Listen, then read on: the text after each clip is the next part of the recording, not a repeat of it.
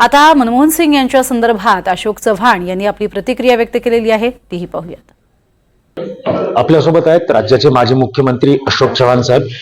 Sir, पंतप्रधान मनमोहन सिंग जे दिवंगत पंतप्रधान त्यांचं निधन झाले, काय प्रतिक्रिया आहे?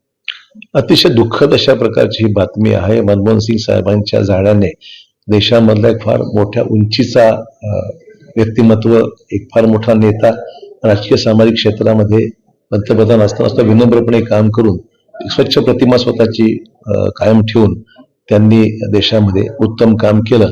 एक चांगले अर्थतज्ञ म्हणून त्यांची ख्याती होती. देशाला अनेक अर्थसंकल्प ज्यांनी दिले, देशाचे प्राईम मिनिस्टर म्हणून ज्यांनी अनेक वर्ष काम केलं, अशा या व्यक्तिमत्वाला खऱ्या अर्थाने आम्ही सलाम करतो.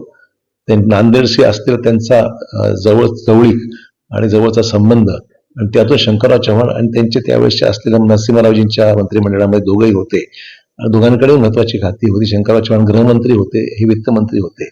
त्या कार्यकाळामध्ये त्यांच्याशी लाभलेला सहवास आणि त्या निमित्त नांदेडला केलेली भरीव मदत, पंतप्रधानांना एखाद्या कामासाठी स्वतः जातील लक्ष घालताना मी पहिल्यांदाच पाहिलेलं आहे. सर, मुख्यमंत्री असतानाही तुम्हाला अनेक वेळेला त्यांनी सपोर्ट केलाय. विशेषतः ज्यावेळेस आदर्श एक प्रकरण चर्चेत आलं होतं तेव्हा देखील तुम्हाला सपोर्ट केला. ती काय आठवण आहे? नाही, मी असं चुकीचं काही सांगणार नाही.